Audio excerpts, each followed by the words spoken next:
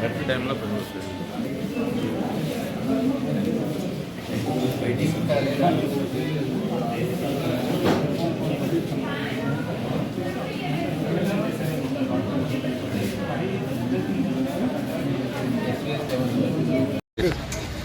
ప్రజాపాలన కార్యక్రమం కింద హిమసాన్పల్లిలో మున్సిపల్ అధికారులు ఈ ఫామ్ నమోదు కార్యక్రమాన్ని చేస్తున్నారు. అక్కడ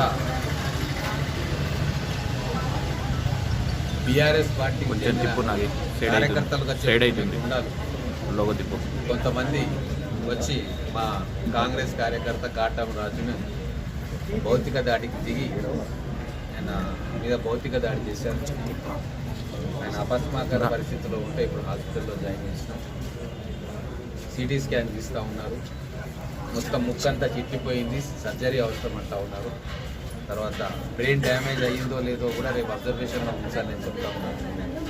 అంటే నేను ఒకటే అడుగుతా ఉన్నా ఈ బీఆర్ఎస్ నాయకులకు, అరే ఏం పాపం చేసుకుందయ్యా మహబూబ్ నగర్? ప్రతి చిన్నదానికి కొట్లాట, దౌర్జన్యము, మీద పడి కొట్టడము, ఇంకా మీకు బుద్ధి వస్తలేదా? ప్రజలు మిమ్మల్ని మొత్తం తిరస్కరించి ఈ గూండాల రాజ్యం దౌర్జన్యాలు చేసిందనే చెప్పి మిమ్మల్ని ఇంట్లో కూర్చోబెడితే ఇంకా వచ్చి అరాచకాలు చేస్తూ ఉన్నారు. సిగ్గు అనిపించట్లేదా మీకు? మీరు ప్రజా జీవితంలో దేనికోసం ఉన్నారు? మనుషులను భయపెట్టనీకున్నారా? కొట్టనీకున్నారా? చాలా సీరియస్గా వార్నింగ్ ఇస్తూ ఉన్నా. పోలీసు వాళ్ళకు కూడా నేను చెప్తా ఉన్నా, ఎక్కడ ఏ చిన్న అశాంతి సంఘటన జరిగినా కూడా చాలా తీవ్రంగా యాక్షన్ తీసుకోమని పోలీసు అధికారులకు కూడా నేను చెప్తా ఉన్నా.